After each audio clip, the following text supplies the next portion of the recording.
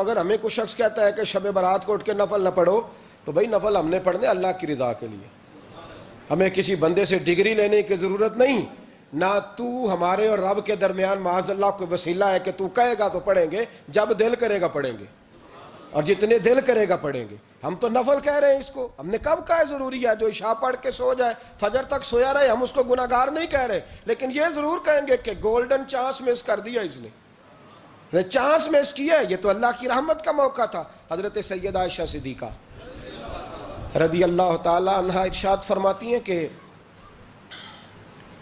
شعبان کی 15ویں رات تھی، یعنی شب برات کی رات، فرماتی ہیں شعبان کی 15ویں رات تھی، میں نے اچانک نظر ڈالی تو حضور میرے بستر میں تھے، پھر میری نظر پڑی تو حضور نہیں تھے، میرے دل میں گمان آیا، خیال آیا کہ شاید کسی اور زوجہ کی طرف حضور کا میلان تباہ ہو گیا ہو، وہاں تشریف لے گئے ہوں۔ فرماتی میں اٹھی باہر گئی تو نبی کریم علیہ السلام جنت البقیع میں تھے، قریب ایک جگہ پہ حضور دعائیں مانگ رہے تھے۔ فرماتے میں گیا تو حضور فرمانے لگے ابو بکر کی بیٹی تو نے کیا گمان کیا کہ اللہ کا رسول تیری حق تلفی کرے گا؟ عرض کی حضور آپ مالک ہیں، کہیں اور جانا چاہیں تو میری طرف سے پابندی نہیں۔ کہتی ہے وہاں کھڑے کھڑے میرے رسول کریم نے بیان فرمایا، یہ ترمذی کے لفظ ہیں، حضور نے فرمایا عائشہ یہ شعبان کی 15ویں رات ہے، مدینے میں سب سے زیادہ بکریاں بنو کلب کا قبیلہ پالتا تھا، فرمایا آج کی رات بنو کلب کے قبیلے کی بکریوں کی تعداد کے مطابق اللہ میری امت کے لوگوں کی بخشش فرما دے گا۔ یہ وہ رات ہے۔ جناب عائشہ صدیقہ رضی اللہ تعالیٰ عنہ نے بات رات کو سنی تنہائی میں نبی پاک سے، رات کو تنہائی میں حضور سے سنی، سویرے جناب عائشہ نے کل امت کو بتائی۔ اگر یہ بات اہمیت والی نہ ہوتی تو بی بی صاحبہ آگے روایت کرتی، یہ کتابوں میں آتی، یہ لوگوں کو بتاتی۔ حضرت عائشہ نے روایت کیا اور مولا علی شیر خدا نے تو کھل کے کہا، ابن ماجہ میں حضرت علی سے پیار کرنے والوں کے لیے الگ عنوان، مولا علی نے کھل کے فرمایا شعبان کی 15ویں رات کو رات عبادت کرنا اور سویرے روزہ رکھنا۔ حضرت علی کے لفظ بائی نے ہی سیاستہ میں رات کو عبادت کرنا، دن کو روزہ رکھنا۔ ویسے تو رب کریم ہر روز تہجد کے وقت پہلے آسمان پر نزول اجلال فرماتا ہے اور لوگوں کو فرماتا ہے کوئی بخشش مانگنے والا؟ اور فرمایا ہر روز تہجد کے وقت یہ اعلان ہوتا ہے، پر شب برات کو نا شروع رات سے یہ اعلان شروع ہو جاتا ہے۔ ادھر دیکھو میری طرف، مغرب سے اعلان شروع ہو جائے گا۔ اللہ کرے آپ کو سمجھ آئے، اللہ کرے آپ کو، اور بھائی یہاں باہر لوٹ سیل لگ جائے، یہاں ابھی سیل لگ جائے، 5000 والا جوڑا 1500 میں تو رش ختم ہوگا۔ اور بھائی اگر یہ لگ جائے، چلو یہ تو دور کی بات ہے نا، ہم تو لنگر والے لوگ ہیں، اگر لنگر کا اعلان ہو جائے کہ بڑا تگڑا ہے، بڑا تگڑا، ہمارے ہاں تو شادی کی روٹی کھلتی ہے تو لوگ آخری روٹی سمجھ کے کھاتے ہیں، شاید اللہ ماشاءاللہ یہ آخری ہے اس کے بعد نہ ملے گی۔ جب اعلان ہوتا ہے اور دعوت ہوتی ہے کہ کھلا ہے جی کھاؤ، کیا حشر ہوتا ہے، کیا انداز ہے۔ مولا علی شیر خدا حدیث روایت کرتے ہیں، رنگ کیا ہے؟ فرمایا باقی راتوں میں نا تھوڑا سا پیکج ہوتا ہے، تھوڑا سا، آخری حصے میں رات کے شب برات کو نا رات چڑھتے ہی اللہ پہلے آسمان پر جو اس کی شان کے لائق ہے نزول جلال فرماتا ہے، اور پہلا جملہ یہ فرماتا ہے کوئی معافی مانگنے والا؟ اللہ کرے آپ کو سمجھ آئے، یعنی معافی دینے والا کہہ رہا ہے چلو آؤ ادھر، آؤ ذرا معافی مانگو، میں معاف کرنے آیا ہوں، مانگو معافی، ہے کوئی معافی مانگنے والا؟ معاف کر دیں گے۔ اور آپ فرماتے ہیں ہے کوئی رزق مانگنے والا؟ وہ جو بڑی درخواستیں دیتے پھرتے ہیں نا مختلف اداروں میں، وہ ایک درخواست نا کل شب برات والی رات بھی دیں۔ اللہ کرے آپ کو سمجھ آئے۔ وہ جو کہتے ہیں نا بڑی بڑی کمپنیوں میں نے اپلیکیشن جمع کرائی ہے تو کہیں کام نہیں بن رہا تو نسخہ دے رہا ہوں، ایک اپلیکیشن کل رات بھی جمع کراؤ انشاءاللہ کام بن جائے گا۔ اور میں نہیں کہہ رہا، مولا علی شیر خدا فرما رہے ہیں، اور وہ خود نہیں فرما رہے، وہ نبی پاک کا فرمان نقل کر رہے ہیں، اور وہ رسول اللہ صلی اللہ علیہ وسلم کی بات نہیں بیان کر رہے، وہ کہتے ہیں رب فرماتا ہے کوئی روزی مانگنے والا؟ سارے سیٹھوں، نوابوں، جاگیرداروں کے پاس جا جا کے تھک گئے ہو، ایک دن میرے کہنے پر، ایک رات، ایک دیہڑی ذرا شب برات والی لگا کے تو دیکھو، پر شرط یہ ہے کہ یقین کامل ہو، ارادہ یہ، مطلب اللہ معاف کرے، آپ نے ناراض نہیں ہونا، لیکن وہ ماحول اس طرح کا ہے کہ شب برات کو ایک دو ساتھی کو کہا رات کو عبادت کر کہتے جی وہ تو ٹھیک ہے پر سویرے چھٹی نہیں، کام کرنا ہے. یعنی رب کہہ رہا ہے کہ تو آ جا شب برات کی رات، جو مانگے گا وہ تجھے. لیکن یہ ادھر نہیں توجہ کر رہا، یہ کہتا ہے سویرے 10 بجے دکان نہ کھلی تو مشکل ہو جائے گی، دفتر نہ گیا تو حالات. آپ دیکھیں ذرا، اب جب یقین اس طرح کا ہو تو پھر تو بھائی ساری زندگی اداروں میں درخواستیں دینی ہیں. پھر آپ جیسا آپ کا مزاج ہوگا، اللہ تعالیٰ تو بندے کے گمان کے قریب ہے. تو میرے رسول پاک علیہ السلام نے ہمیں یہ میسج دیا، پیغام دیا، فرمائے اس رات جو اولاد مانگے گا رب اسے بھی عطا فرمائے گا. اس رات جو اللہ سے بخشش مانگے گا اللہ اسے بھی دے گا. اس رات جو رب کریم سے عزت مانگے گا اللہ اسے بھی عطا کرے گا. شارحین نے لکھا اس رات جو رب سے پردہ پوشی مانگے گا اللہ اسے پردہ پوشی بھی عطا کرے گا. جو جنت کا سوالی ہوگا رب اپنے فضل سے عطا فرمائے گا. کوشش فرمائیں، کوشش فرمائیں. 10 محرم کو ہمارے ہاں لوگ جاتے ہیں قبرستان، وہ کسی حدیث سے ثابت نہیں، میں منع نہیں کر رہا، جائیں 9 محرم کو جائیں، 10 کو جائیں، 11 کو جائیں، 8 کو جائیں، سفر میں جائیں، ربیع الاول میں جائیں، قبرستان میں جب بھی جائیں منع نہیں ہے. لیکن شب برات والی رات تو خود رسول کریم گئے ہیں نا قبرستان. اب جو بات میں نے سمجھانی ہے اس کو سمجھیں. نبی پاک کی والدہ کا مزار نہیں ہے وہاں جنت البقیع میں. حضور کے کو بھائی بہن، حضور کیا کرنے گئے؟ امت کی بخشش کے لیے گئے. شب برات کی رات لالچی نہ بنے کہ صرف میں نے اپنے لیے روزی مانگنی ہے، کل امت کے لیے مانگے رب کریم سے. مانگے اپنے بھائی کے لیے، مانگے اپنی بہن کے لیے، مانگے اپنے بیٹے کے لیے، مانگے اپنی بیٹی کے لیے، مانگے اللہ کریم سے. یہ مانگنے کی رات ہے. پچھلی راتی رحمت رب دی کرے بلند آوازہ، بخشش منگن واریاں کارن کھلا جے دروازہ. آئیں اللہ کی بارگاہ میں اس رات کو کھل کے دعا مانگیں. قبرستانوں میں نا کچھ قبریں ایسی ہیں کہ جو بتاتی ہیں کہ سالوں بیت گئے ہیں کوئی آیا نہیں. کچھ قبریں بتاتی ہیں. اور کچھ بڑے قبرستان بڑے شہروں میں ایسے بھی ہیں کہ جن کا گورکن کہتا ہے کہ مجھے کمیٹی نے کہہ دیا ہے جہاں 4-5 سال کوئی نہ آئے وہاں نئی قبر بنا دیا کرو. وہاں نئی قبر بن جاتی ہے معاذ اللہ. او بھائی کچھ ہیں ایسے، کچھ ہیں. یہ جائیں نا اکبر بادشاہ یہاں لیٹا ہے لاہور میں تو شعر لکھا ہوا ہے، بر مزارے ماں غریباں نے گلے پروانہ سوزز نے صدائے بلبلے. فارسی کا مقولہ لکھا ہے اس کی قبر پہ، کہتا ہے میں وہ غریب ہوں. اعلیٰ بادشاہ ہے مقبرے میں لیٹا ہے، کہتا ہے میں وہ غریب ہوں کہ نہ یہاں کوئی پروانہ آتا ہے نہ بلبل آ کے گیت گاتی. کوئی آتا ہی نہیں، کوئی فاتحہ نہیں پڑھتا، کوئی فاتحہ نہیں پڑھتا. او بھائی کئی قبریں ایسی ہیں جن پہ سالوں بیت گئے کوئی لوٹا نہیں. اور مشکات میں حدیث ہے میرے نبی کریم علیہ السلام نے فرمایا جو قبر میں ہوتا ہے وہ تو اس آدمی کی طرح ہے جو دریا میں ڈوب رہا ہے اور وہ انتظار کر رہا ہے کہ میرا بیٹا میرے لیے دعا مانگے، میری بیٹی دعا مانگے. پر بیٹے کو تو 27 سال ہو گئے، ملک سے باہر ہے، کاغذ بنے گے تو ابے کی قبر پہ آئے گا نا. اس کے تو کاغذات ہی نہیں مکمل ہو رہے. وہ بیٹے کو تو مشکل ہے بڑی، وہ تو کاغذات نہیں بن رہے. وہ تو دولت کا مطالبہ پورا ہوگا تو جب ہی وہ کام ہوگا نا. انتظار ہو رہا ہے قبروں میں میرا بیٹا دعا کرے، میرا بھائی دعا کرے. اور اگر بچہ دفن ہے تو وہ کہتا ہے میری ماں دعا کرے، میرا باپ دعا کرے. کوشش کریں شب برات بعد از مغرب یہ رواج پیدا کریں. یہ رسول اللہ کا طریقہ ہے صلی اللہ علیہ وسلم. قبرستان میں جائیں اور جا کر کے وہاں اللہ تبارک و تعالیٰ سے دعا مانگیں کہ یا اللہ جو اس قبرستان میں لیٹے ہیں وہ بھی، اور جو آج تک کلمہ پڑھنے والے دنیا سے گئے وہ بھی، اور جو قیامت تک جائیں گے وہ بھی. اے اللہ تو سب کی بخشش فرما دے.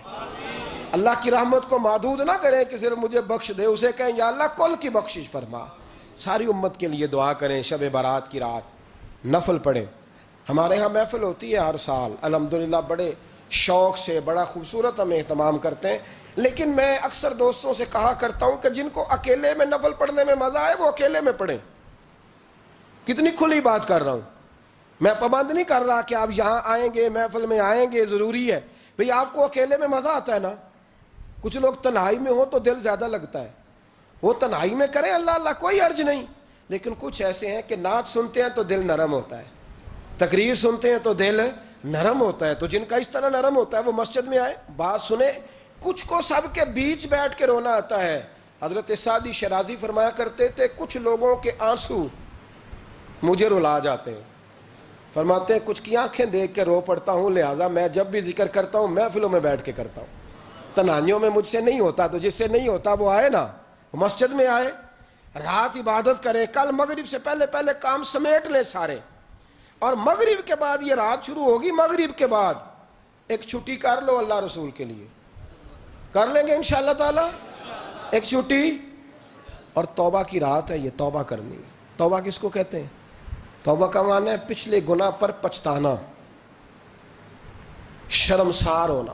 کہتے نہیں اے کاش میں نہ کرتا, اور وہ لفظوں میں نہیں, جملوں میں نہیں, توبہ رٹی رٹائی نہیں.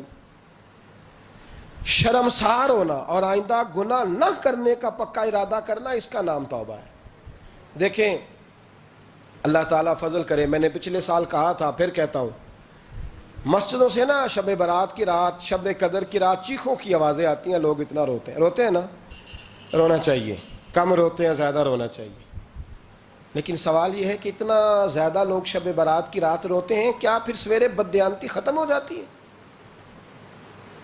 جو رات مسجد میں کھل کے رو کے آیا ہے اس کا پروگرام ہے نا کہ اب ملاوٹ کبھی نہیں کرے گا, اب گاہکوں سے جھوٹ کبھی نہیں بولے گا, اب وہ بددیانتی کا معاملہ کبھی نہیں کرے گا. لیکن رات روتا بھی رہے اور سویرے پروگرام یہ ہو کہ میں نے پھر لوگوں کو فریب دینا ہے, داؤ لگانا ہے, تو اس نے توبہ کیا رات کے, یہاں بس یہ ایکٹنگ کر کے لوٹ آیا ہے. یعنی بڑی سجا بنا کر کے, سوار کر کے رات توبہ کی. کیا مطلب ہے توبہ کا؟ کہ توبہ آپ نے کی. حضرت حسن بصری سے کسی نے کہا توبہ کیا ہے؟ فرمانے لگے توبہ یہ ہے کہ جس گلی سے رب نے تجھے منع کیا ہے دوبارہ پھر تو اس گلی میں نظر نہ آئے, تو نظر ہی نہ آئے. اور جس جگہ جانے کا رب نے تجھے حکم دیا ہے پھر تو دوبارہ وہاں سے غیر حاضر نہ ہو. اگر یہ پروگرام ہی نہیں, ارادہ ہی نہیں. بچے ایک دو مجھے کہنے لگے کل حضرت صاحب توبہ کے موضوع پر ہم نے گفتگو کرنی ہے, تو کوئی باپ بتائے کہاں پہ ہے. کچھ بچے شاگرد ہیں, کچھ مسجدوں میں جمعہ پڑھاتے ہیں. ایک نے مجھ سے کہا, تو میں نے کہا بیٹے پہلے مسجد میں جاؤ, 2 نفل پڑھو, توبہ کرو, توبہ کا ارادہ بناؤ. یہ رسم نہیں ہے. وہ نعت خواں بھی تو توبہ کر لینا جو شب برات کے دن لوگوں کو توبہ کرانے آیا ہے اور 25,000 کا سودا کر کے آیا ہے. تو آج اس کام سے تو توبہ کرنا, یہ نوٹ پھکوانے سے تو توبہ کرنا. یہ رسم ہے. ساری رات توبہ توبہ توبہ توبہ, یہ کیا معنی ہے اس کا؟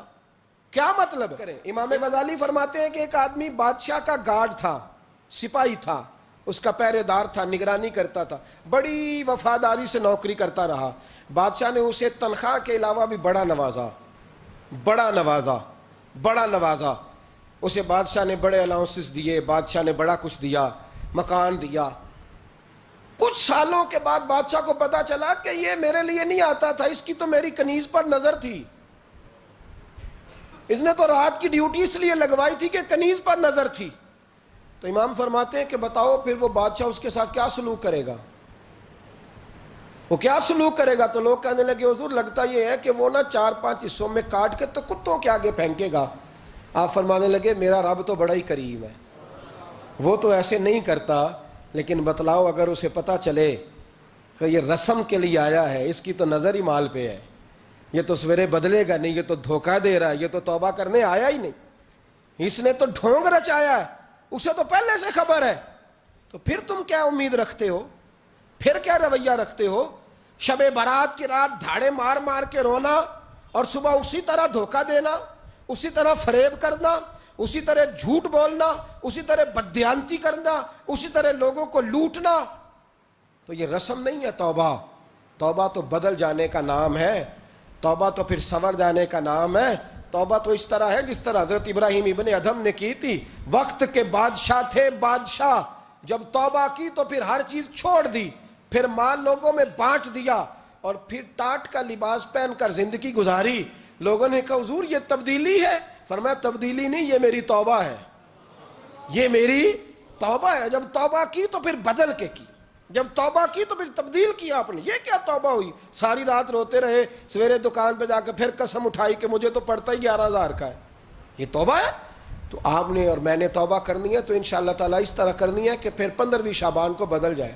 یہ جو موقع آتے ہیں نا شب برات کے, شب قدر کے، یہ بنیادی طور پر اللہ تعالیٰ کی طرف سے دی ہوا موقع ہوتا ہے کہ چلو تمہیں چانس دیتے ہیں، تمہیں چانس دیتے ہیں، پابندی کوئی نہیں، لیکن رب کی طرف سے نا موقع ملتا ہے، چلو تمہیں ایک موقع دیتے ہیں، چلو اپنے آپ کو کلیئر کر لو، تمہیں موقع دیتے ہیں، یا اللہ کیا کرے، کچھ بھی نہیں، آ کے نا سچے دل سے 2 رکعتیں پڑھ کے توبہ کرو، عرش کا مالک پچھلے سارے ہی معاف کر دے گا، کچھ بھی نہیں، آؤ موقع ہے۔ ان لوگوں کی باتوں پہ نہ جائیں جو بلا وجہ پریشان کرتے ہیں، ہمیں بھی روز ہی سوال آتے ہیں، دل نہیں کرتا، کچھ باتیں ایسی ہیں جو کرنے کو طبیعت نہیں چاہتی، میں کروں گا بھی نہیں۔ لوگوں کو شب برات کا حوالہ بھی نہیں مل رہا، حالانکہ ترمذی شریف میں حدیث موجود ہے، صحاح ستہ کی روایت ہے، ترمذی میں موجود ہے۔ پہلے کہتے ہیں صحاح ستہ سے دکھاؤ، جب صحاح ستہ سے مل گئی تو آپ اور کدھر جانا ہے؟ اور ابن ماجہ میں موجود ہے مولا علی کی روایت، اور ذرا ترتیب دیکھیے گا، یہ ترمذی کی حدیث ہے، اور امام ترمذی نے تو پورا باب باندھا ہے 15ویں شعبان پر، پورا باب۔ اب تمہاری مرضی ہے، اگر تم نئی بات کو سمجھنا چاہتے۔ اور مجھے پتا کیوں یہ شب برات کیا لگتا ہے، مجھے کبھی کبھی یوں لگتا ہے کہ رب فرماتا ہے کہ رمضان سے 15 دن پہلے ہی پکی سچی توبہ کر لے، تیاری کر، پاک صاف ہو جا، تاکہ جب رمضان آئے نا تو پھر تجھے پاک ہونے کی ضرورت نہ پڑے، بس پھر تو آتا جائے اور میں تیرے اوپر رحمتیں نچھاور کرتا جاؤں، بس تو پہلے ہی تیاری کر، 15 دن پہلے ہی، 14 دن پہلے تیار ہو جا۔ کل رات اپنے آپ کو ذہنی طور پر تیار کریں، بچوں کو تیار کریں، گھروں کو تیار کریں۔ اب جب مہمان آتے ہیں نا بڑا کچھ کرتے ہیں، شب برات آئے تو مصلی ایک دفعہ دھویا کریں، ایک دفعہ مصلی دھویا کریں۔ فرش دھوتے ہیں نا، مہمانوں نے آنا ہے تو ایک کمرے کا فرش دھو کے صاف کریں کہ خواتین نے یہاں ساری رات نماز پڑھنی، یہ ارادے بنائیں۔ جس طرح آپ کہتے ہیں نا رات کو سفر کرنا ہے تو دوپہر میں تھوڑا آرام نہ کر لوں تو کل دوپہر میں آرام کر لیں، تاکہ رات کو رب رب کرنا آسان ہو جائے، اللہ کی بارگاہ میں بیٹھنا آسان ہو جائے۔ مکمل طور پر ذہنی طور پر اپنے آپ کو تیار کریں۔ یہاں بھی محفل ہوگی انشاءاللہ، عشاء کے متصل بعد شروع ہو جائے گی، 12 بجے تک محفل چلے گی، پھر 12 بجے کے بعد نماز تسبیح پڑھی جائے گی، پھر 1 بجے پھر دوبارہ آپ کو اجازت دی جائے گی، کوئی انفرادی طور پر گھنٹہ سوا اپنی الگ سے کوئی عبادت کرنا چاہے تو وہ تب بھی ممکن ہو، جیسے آپ کو موقع بنے۔ میں کہہ چکا ہوں، لیکن وقت ضائع نہ کرنا، گولڈن چانس ہے، اس کو مس نہ کرنا، یہ شب نجات ہے، اس کے ضرور قریب جانا۔ رب کریم سمجھنے کی توفیق عطا فرمائے۔ آخر دعوایا ان الحمدللہ رب العالمین۔